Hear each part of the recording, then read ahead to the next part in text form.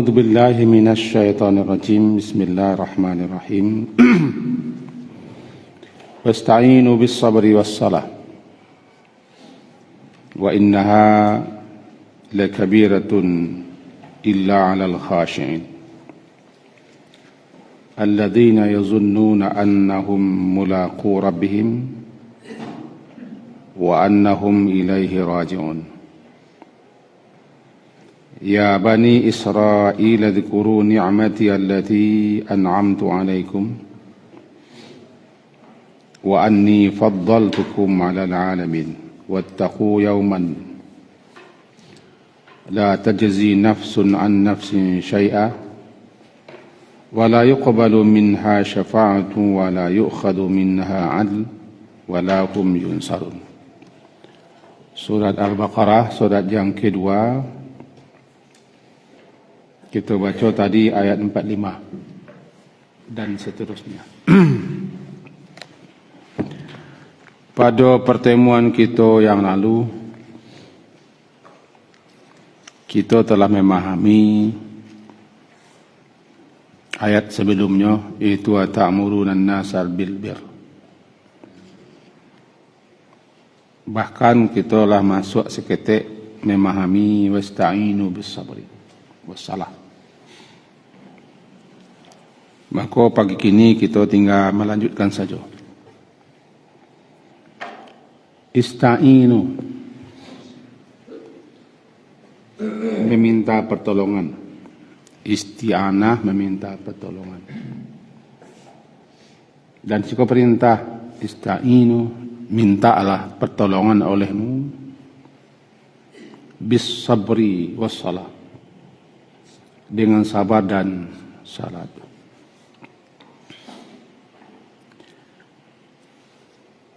Kita tidak akan menjalihkan sisi pandang ulama bahasa kama marja' damir daripada innaha, tapi langsung semubik kesimpulan. Tadi sempat tengok 3 buah kitab tafsir. Tafsir Asy-Syaukani, itu Fathul Qadir, Tafsir Al-Qurtubi, kemudian Tafsir Tabari ditambah Ibnu Katsir, termasuk Sikoh. Membuat kesimpulan bahwa wa innaha, dan sesungguhnya nya itu bisa kembali kepada salat, dan sesungguhnya salat itu la kabirah, benar-benar amat berat dan payah. Itu yang terbanyak memahami. Yang kedua memahami ha itu kembali kepada 2 itu, sabar dan salat. Dipakai damir ha karena biasa dalam bahasa Quran seperti itu.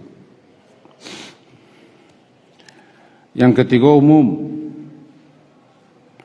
sesungguhnya apa yang diperintahkan kepada kamu, kepada kalian itu, termasuk ke dalamnya salat dan sabar, amat berat.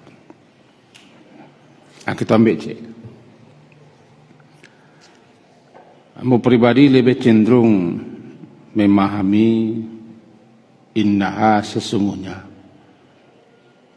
perintah dan pelaksanaan daripada sabar dan salat itu berat. Pertama sabar dulu.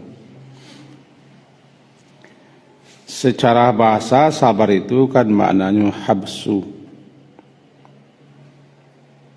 Habasin, habsu, menahan. Menahan dan bertahan. Kita ambil pengertian sabar dengan menahan atau bertahan. Wasbir nafsaka ma'al ladzina yad'una rabbahum bil ghadati wal 'ashyi, Surat Kahfi. Bersabarlah engkau, sabarkanlah dirimu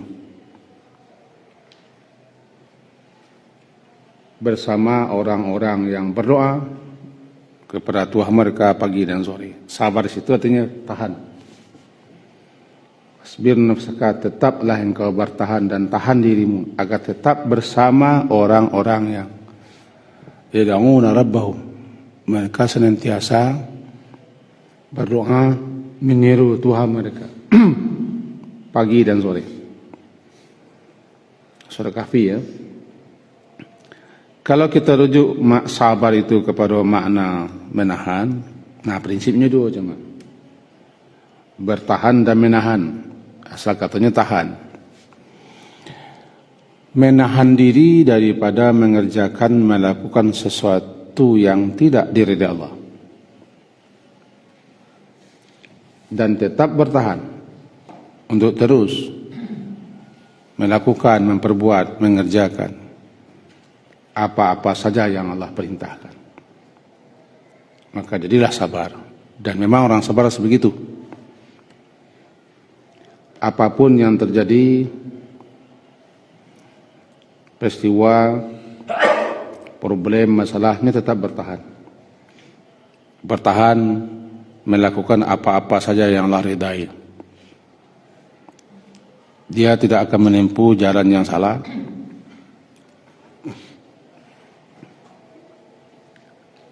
Dan tidak akan mengerjakan apa-apa yang tidak Allah ridai ketika dia mengalami berbagai macam problem. Dan menahan diri mengerjakan hal-hal yang mendatangkan murka Allah, kebencian Allah, dan seterusnya. Maka jadilah sabar itu dua prinsip, bertahan dan menahan. Ambil contoh cik. Ketika terjadi problem masalah,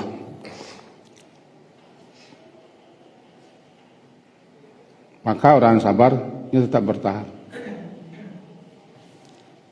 Bertahan terus melakukan apa-apa saja yang Allah ridai. Dan dia menahan diri, tidak akan melakukan hal-hal apa yang Allah tidak ridai. Seperti sakit misalnya. Lah sekian orang banyak menganjurkan untuk berobat, mendatangi berbagai macam alternatif. Enggak, ini tetap bertahan dengan pengobatan syar'i dan menahan diri untuk tidak berobat dengan hal-hal yang bisa mendatangkan ketidakridhaan Allah. Kok melalui sihir misalnya, melalui pengobatan-pengobatan yang memang betul-betul menyimpang daripada apa yang digariskan oleh syariat. Itu contoh kecil. Contoh kedua, dalam ekonomi yang seperti kini kok, ada orang yang susah kehidupan. Bahkan semenjak COVID melanda lah, ada orang yang ambruk sama sekali ekonomi. Tapi dia tetap bertahan. Menerima keadaan itu, menjalani apa adanya, tetap dia qanaah. Dan menahan diri daripada bujuk rayu, mencari jalan pintas. Ini prinsip sabar tu. Bertahan dan menahan. Paling tidak itu yang dapat kita simpulkan. Untuk itu, minta tolonglah, mohonlah pertolongan kepada Allah dengan sabar. Dalam menghadapi segala hal, mintalah kepada Allah agar kita diberi kesabaran.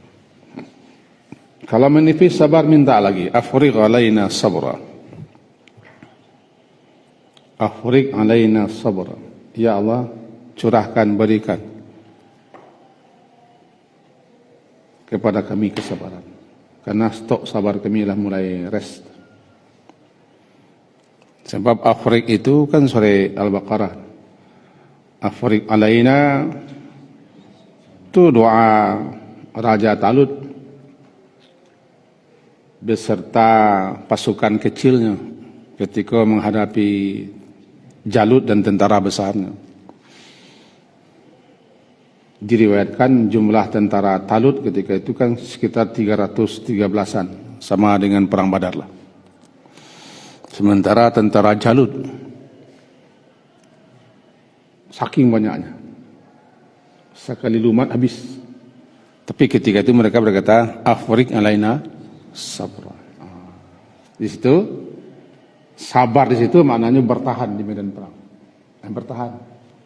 Jangan sampai lari. Dintang pungkang mengambil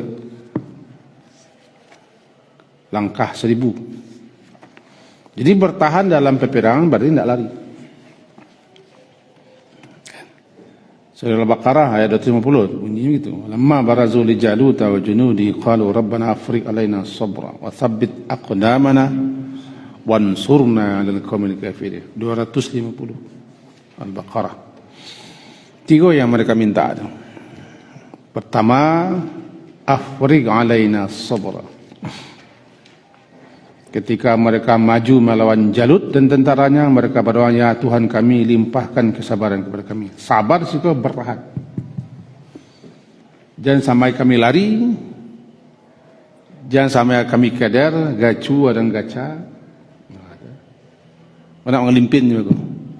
Jadi sabar dalam pertempuran, tidak lari. Sabar dalam perjuangan, tidak lari. Istiqamah. Tsabbit aqdamana, dan kokoh kuatkan, teguhkan langkah kami. Bisa kaki sebenar kaki, bisa makna bukan kaki. Teguhkan kaki, jangan bergeser, jangan beranjak. Tetap bertahan. Teguhkan kaki, teguhkan pendirian. Nah kan, wansurna, bantu tolong kami untuk mengalahkan kaum kafirin. Jadi ketika kita menghadapi perang, bisa perang senjata, bisa perang yang tidak sifat senjata. Sebab kita satu hari kan perang, bisa perang melawan nafsu, bujuk rayu. Nah prinsip 3 tu, minta kesabaran, minta kekokohan, dan mohon pertolongan. Allah pasti nasara abda. Wa a'azza junda. Dia menolong hambanya, meneguhkan, menguatkan tentaranya. Wa hazamal ahzaba wada. Maka akan menghancurkan para kelompok-kelompok sekutu-sekutu itu. Balik kita kepada kaji pangkah. Ista'inu bisabri wassalah. Kemudian yang kedua, as-salah.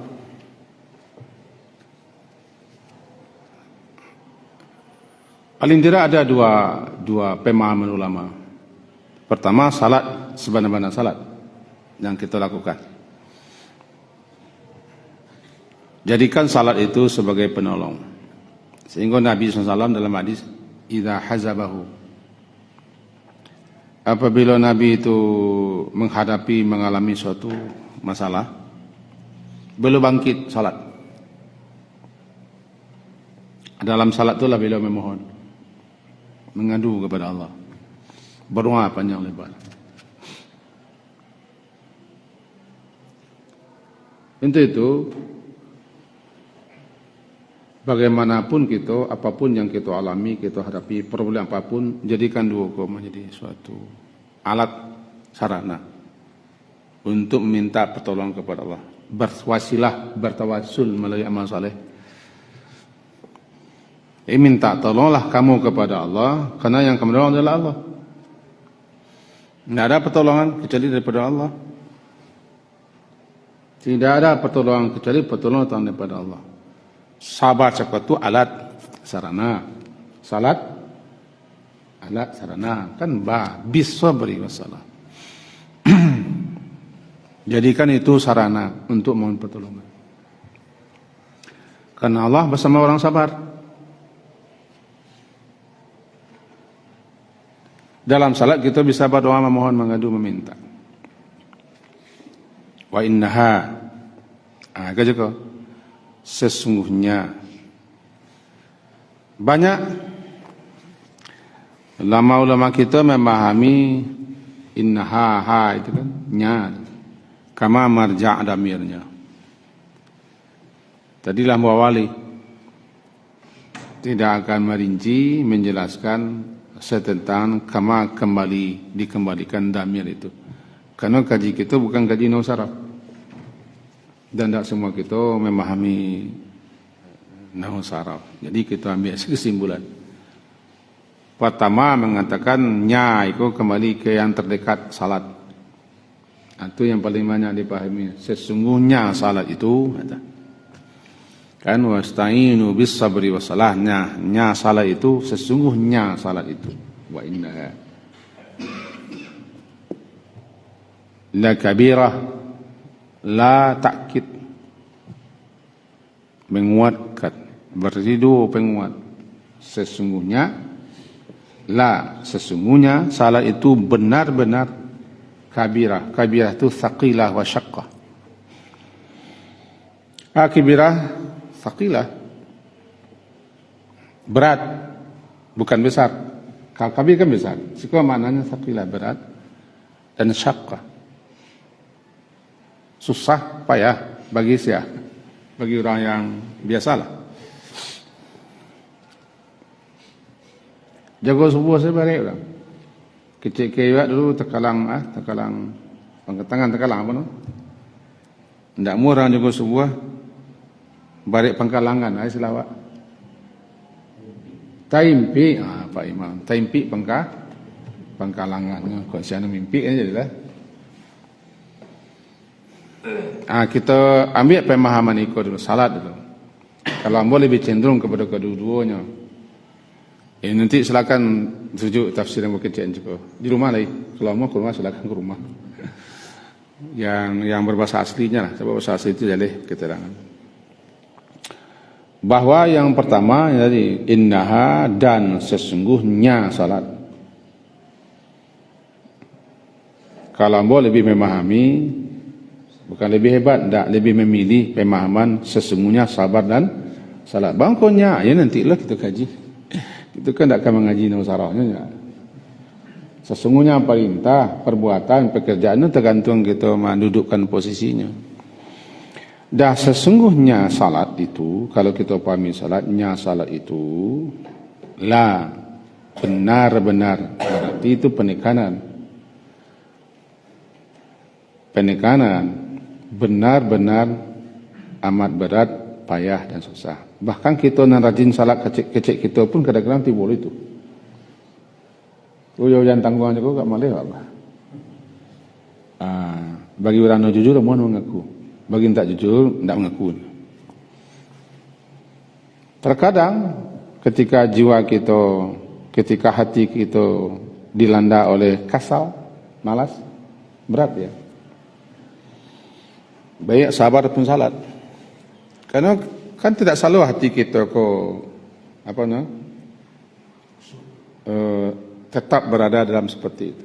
Kadang kuat, kadang lemah. Masa hati, kadang semangat, kadang futur. Tiba semangat itu tidak terlalu diagul. Tiba di futur itu, ya. Nah, tapi kalau futur kok dipaturian bisa fatal akibat. Biasa hati, masih hati.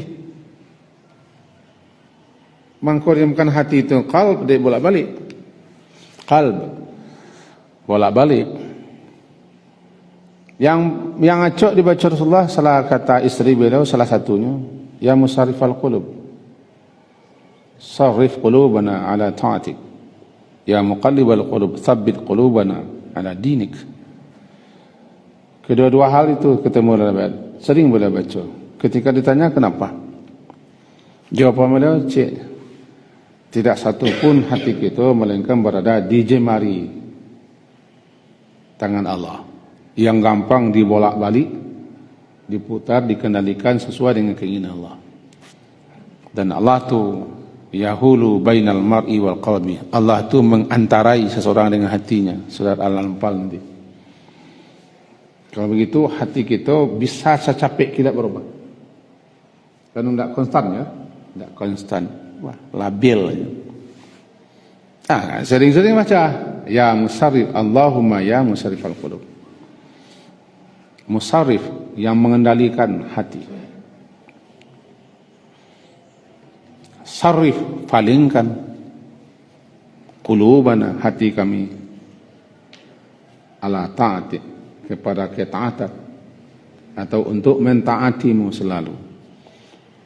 Ya muqallibal qulub, yang membolak balik hati, sabit, kokohkan, teguhkan, mantapkan, kuatkan, sabit hati aku, hati kami, ala dinik, di dalam agama itu isyarat petanda hati bisa berpaling, bisa berubah.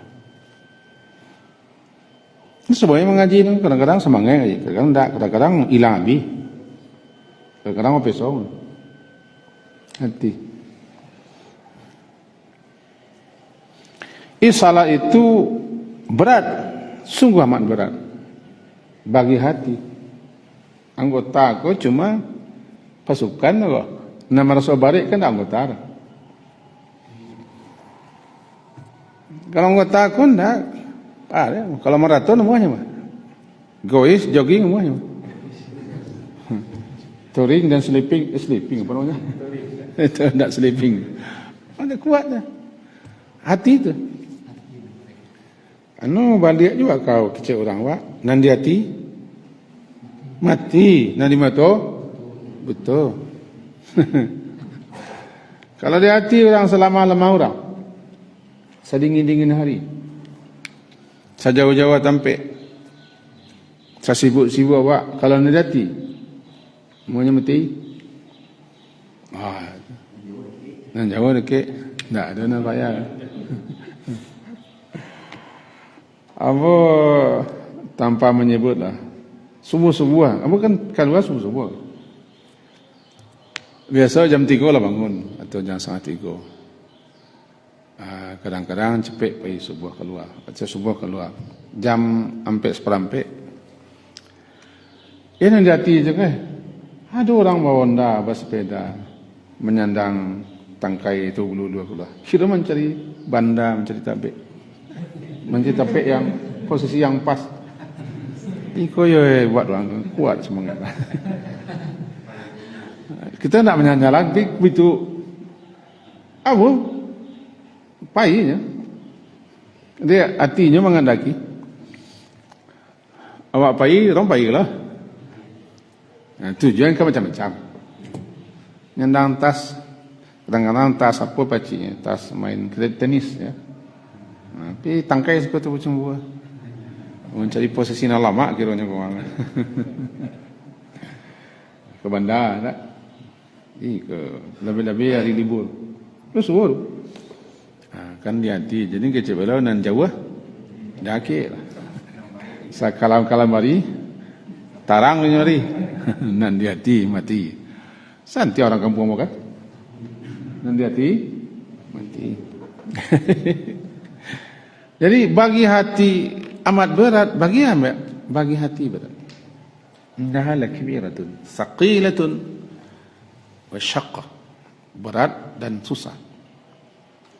Illa alal khashin, melainkan atas orang khusyuk. Anak khusyuk itu apa? Hati khusyuk.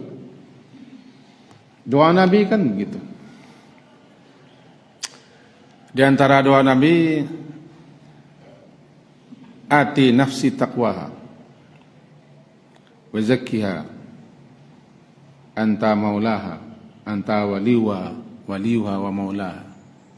Ya ati nafsi taqwa wa zakiha anta khairu man zakkaha anta waliwa wa maulaha.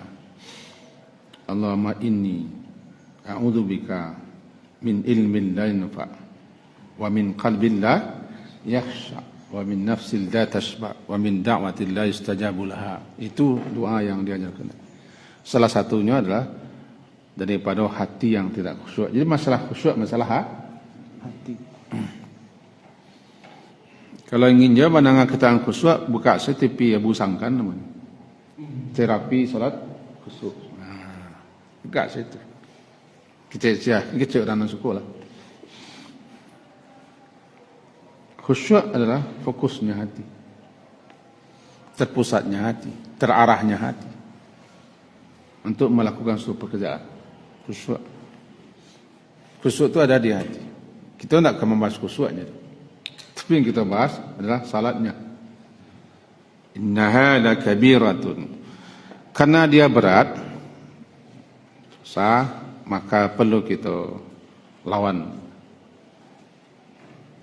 Doalah kepada Allah agar kita dipelihara daripada kasal. Berkali-kali Nabi dan sering malah Nabi mengajari kita untuk terus berdoa, Allahumma inni a'udzubika minal kasal. Ya Allah, aku berlindung kepadamu daripada kasal. Kasal melas. Kasal itu melas. Balain dengan ajzi. Minal ajzi wal kasal. Kalau ajzi adalah fisik yang kurang, tenaga yang kurang, badannya lemah, sehingga tidak mampu orang atau tidak bisa orang menunjukkan kebaikan. Kalau kasal, hati yang lemah. Jadi dirangkai minal ajzi wal kasal. Ajzi, kelemahan yang terdapat pada fisik. Tapi kelemahan fisik itu bisa diatasi kalau hati kita kuat. Tapi kalau kasal, kelemahan itu ada di hati, berpengaruh kepada fisik. Ini penting sekali kita beristianah kepada Allah. Balik kita ke Jepangkah. Sesungguhnya salat itu atau sabar dan salat itu atau perintah untuk sabar dan salat itu sungguh betul-betul amat berat, amat susah, amat payah, kecuali berarti ada istisna-nya. Illa 'alal khashiin, melainkan atau kecuali atas orang-orang yang khusyuk. Alladzina yazunnuna, kita baca dulu. Nanti kalau butuh nanti kiat-kiat kelas khusyuk kita baca dulu nama itu. Tapi merasa orang Abu Hurairah pula di Abu Hurairah siku kalau khusyuk dalam salatnya tu. Abu Hurairah tu orang yang lazim di masjid. Abu Hurairah termasuk ahli sufah. Selalu di masjid. Sehingga senantiasa tahu mengenai Nabi. Itu maka paling banyak meriwayatkan hadis. Walaupun 3,5 tahunan bergaul dengan Nabi, tapi selalu. Nah, musajid murah-murah ya. Kita baca ayat 6-6-nya dulu supaya bisa kita sambung. Alladzina yazunnuna annahum mulaqu rabbihim. Yazunnuna. Zon. Dalam kaedah bahasa Arab, kata orang Arab, dan begitulah kata guru bahasa Arab ketika kita belajar bahasa Arab, panjang Arabnya kan. Zanna itu tufidul yaqin, mempedahkan kepada yakin. Zan mempedahkan kepada yakin. Walaupun tidak sampai 100%. 70, 80, 90. Kalau 100% namanya tidak zan, yakin. Tapi zan mempedahkan kepada yakin. Alladzina yazunnuna, di situ diterjemahkan yakin juga. Yaitu mereka yang yakin bahwa mereka akan menemui Tuhannya dan bahwa mereka akan kembali kepadanya. Yaitu orang-orang yang khusyuk itu yaitu orang-orang yang yazunnuna, mereka meyakini. Walaupun keyakinan itu belum boleh, sebab kalau boleh benar bunyinya tidak yazunnun, yakin. Itu orang-orang yang mereka yakin, dugaannya, menyangkanya lebih cenderung kepada keyakinan. Annahum, bahwasanya mereka mulaqin, bertemu, menjumpai. Perjumpaan, pertemuan, liqa. Liqa Allah, bertemu dengan Allah. Hari terbaik kita hendaknya hari saat bertemu dengan Allah. Dalam doa, walaupun hadisnya dikritik oleh para pengkritik hadis, tapi kita baca isinya. Allah baja'al khaira umri akhirah, wa khaira amali khawatim, wa khaira ayami yawma alqaka fi. Ya Allah, aku bermohon, jadikanlah saya baik-baik umurku, umur yang akhirnya. Wa khaira amali, sebaik-baik amalku, amalan penutupnya. Wa khaira ayami, sebaik-baik hariku, hari bertemu denganmu. Itulah hari terbaik. Dan mintalah kepada Allah, itulah hari yang terbaik itu, berjumpa. Sebab ketika berjumpa dengan Allah, ada Allah yang tidak mau berjumpa dengan makhluk, adalah bicara tidak, melihat tidak, mensucikan tidak, bahkan marah. Itu takbir. Kan ada orang-orang nanti yang Allah tidak melihat mereka, la yanzuru, Allah tidak melihat mereka, la yukallim, Allah tidak bicara, wala yuzakkihim, Allah tidak mensucikan mereka. Jangan sampai kita di hari bertemu dengan Allah. Kapan? Ya, hari kiamat, hari akhirat. Diawali dengan kebangkitan. Hari kebangkitan, hari berkumpul disebut hari liqa. Banyak orang yang tidak percaya, banyak orang yang tidak yakin bahwa dia akan bertemu dengan penciptanya. Ketidakyakinan, ketidakpercayaan kepada bahwa mereka akan berjumpa dengan Allah untuk mempertanggungjawabkan amalannya, untuk dimintai pertanggungjawaban, ditanyai, disidang, diadili, lalu diberi balasan. Ketidakyakinan itulah membuat orang di dunia ko berlaku sewenang-wenang, lalim zalim. Salah satu faedah yang sangat penting daripada iman kepada akhirat adalah membuat kita tidak di dunia ko tidak berlantas angin, tidak sewenang-wenang, berpikir-pikir angka di kerajaan, angka di wea, angka di kecil. Karena kita yakin apapun yang kita ucap, kita katakan, kita perbuat, kita lakukan pasti dimintai ketika berjumpa dengan Allah. Akal yakin itu yang mengambil kita. Kalau tidak ada itu habis filter. Nah, orang-orang yang khusyuk itu adalah orang-orang yakin dia akan mempertanggungjawabkan kepada Allah apa yang dilakukannya. Itu yang mendorongnya untuk khusyuk. Kalau kiat-kiat untuk khusyuk, nantilah. Kalau perlu kita jalan hari ke depan. Tapi kini kok ana mendorongnya khusyuk. Salah satu keyakinan bahwa dia akan bertemu dengan Allah, dan apa yang dilakukannya akan dipertanggungjawabkan, akan dihadapkan kepada Allah. Iku bernostalgia kita seketik. Nostalgia. Padusi-padusi jolong-jolong berumah tangga. Inyo kape ke mamintuo. Is terbayang? Okey, terbayang.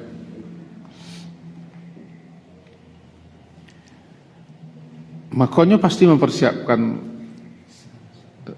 segala satunya, mau ransang ya. Ransang. Rantang. Dua buah rantang itu. Nanti ko nasi dua. Tu kalio. Ada tele. Dia yakinnya ke rumah mintuo no. Dan penilaian ada di situ nanti. Nah, itu kan contoh aja. Jadi ketika di rumah mintuo, walaupun mintuonya tidak di mukono mau nian, tapi nyo yakin cigok mintuono. Barabana lah cepat cepong no makan di rumah no. Tapi kalau rumah mintuono ko, lama mengunyah. Duduk menconya terbala kamek no. Biasa duduk mangkik mengangkang saya. Semua rasa-rasa di adonan mencili menciguk. Kan ilustrasi. Orang kalau yakinnya bahawa nanti kerajon aku, nanti dilakukannya, nanti akan dipersembahkan, akan dihadapkan, akan dibawa kepada Allah. Maka itu yang mendorong orang untuk salatnya sebaik-baik, sebagus-bagus mungkin. Itu pendorong khusyuk.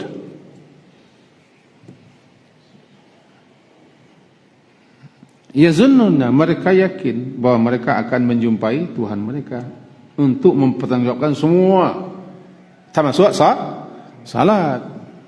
Sebab ibadah yang pertama kali diperiksa salat kan. Inna awal, sesungguhnya yang mula-mula sekali dihisab, di sidang, diadili, min amalihim, daripada sekalian amalan hamba kan as-salat. Kalau salatnya baik ya aman. Kalau tidak, tengok salat sunat untuk pelengkap, penukuat, penambah, penyisi. Itu gunanya salat sunat. Salat yang pertama, jadi seluruh amalan manusia yang mula-mula diperiksa salat. Itu yang mendorong orang-orang itu untuk khusyuk. Dan khusyuk adalah jadi kita tenang, fokus, terpusat, terarah. Ada 5 yang dapat membantu orang untuk khusyuk. Menurut Imam Ghazali. Tapi Imam Ghazali kalau disalah orangnya sadolah gini. Hebat orang menyalahkan. Aku termasuk orang tak menyalahkan. Sebab Imam Ghazali itu 5 dibanding yang bukan. Luar biasa ilmunya. Jika beliau menyalah ulama tak ketujurinya pun nantilah bagi. Menyalahkan ulama ustaz yang tak ketuju ya Pak. Janganlah. Musuh Allah salah dan kita salah dan kepiah. Musuh ada. Musyrik musuh ada. Ikut ustaz, guru, ulama. Cuma hanya gara-gara ndak saya paham. Istilahnya kok ndak semanhaj. Ndak semazhab, ndak semanhaj. Benci ke?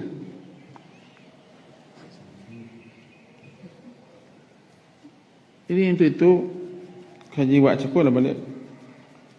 Bahasa salah satu yang mendorong orang untuk bisa khusyuk tiba di salat, keyakinan bahwa salatnya itu ibadah yang pertama kali untuk disidang. Kalau tidak hadir itu dia awak, maka kita salat mari anak-anak. Kami guru-guru bukan guru kita orang di pesantren. Setiap hari mari anak-anak salat. Jadi kami guru-guru ambo termasuk di lapang tak ndak ke muka tu.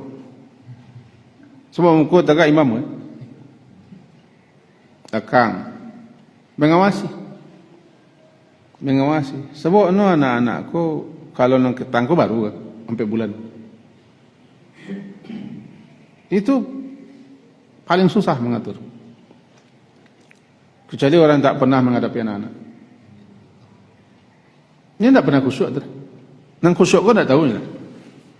Seorang kadang-kadang sana khusyuk dah dulu. Yang mendorong khusyuk tu tak ada. Keyakinan kepada akhirat tu tak ada. Paling tumbuh lah. Sebabnya salat baru rutinitas. Salat ko peraturan, salat ko wajib, nak salat berdosa itu nanado di gabanna. Kalau awak salat tu jangan itu je lah. Nak berdosa kadang masuk neraka jangan itu ibu nilai. Kadar yang mati yang masuk neraka itu untuk siapa? Untuk anak-anak. Berdosa kadang mah. Dan kita nak dewasa aku salat kita naik itu dulu. Salat kau kan kita persembahkan. Di samping kita butuh salat, salat ku media kita untuk mengadu, meminta, curhat, memohon bersandar kepada Allah. Salat ku cas aki macam-macam lah. Tapi salah satunya, salat ku kan kita persembahkan, dan salat ku akan pertama kali kalau di buku, yang pertama kali ini calian. Halaman bara itu yang calian.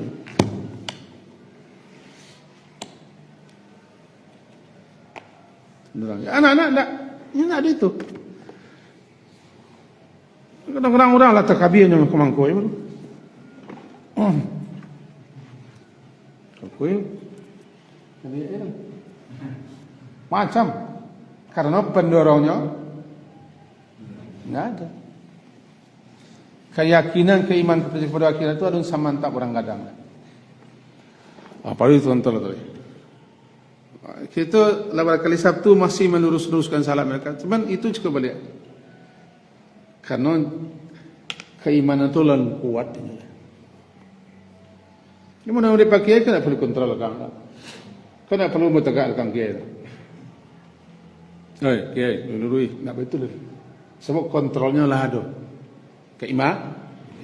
Jadi faktor pendorong kuat agar orang khusyuk salat, keyakinan, keimanan. Dia akan bertemu, akan bersua, akan berjumpa dengan penciptanya untuk mempertanggungjawabkan amalannya, dan mereka kepada Allah juga akan kembali. Habis ke ketua. Nanti kita sambung. Tak selesailah kajian. Kalau selesai kewajiban itulah tamat Quran setelahnya nak. Walaupun itu saya kesimpulan saudara-saudara. Karena harus cepat. Semoga setidak-tidaknya ada faedah, ada manfaat untuk kita bersama. Yang kesimpulan inti dan bahwa itu, mari kita perkokoh, mari kita perkuat, permantap, perteguh iman kita. Iman kepada Allah, iman kepada hari akhirat itu sangat kuat pengaruhnya kepada ibadah amalia dan aktivitas kita sehari. Itu sangat kuat penolong kita untuk sabar dan salat. Sabar dan salat itu suatu senjata hebat untuk menghadapi romantika dan problematika. Hebat bahasa begini ya. Kehidupan dunia ini. Syukran ya Rabbi, syukran. هديت قلبي شكرا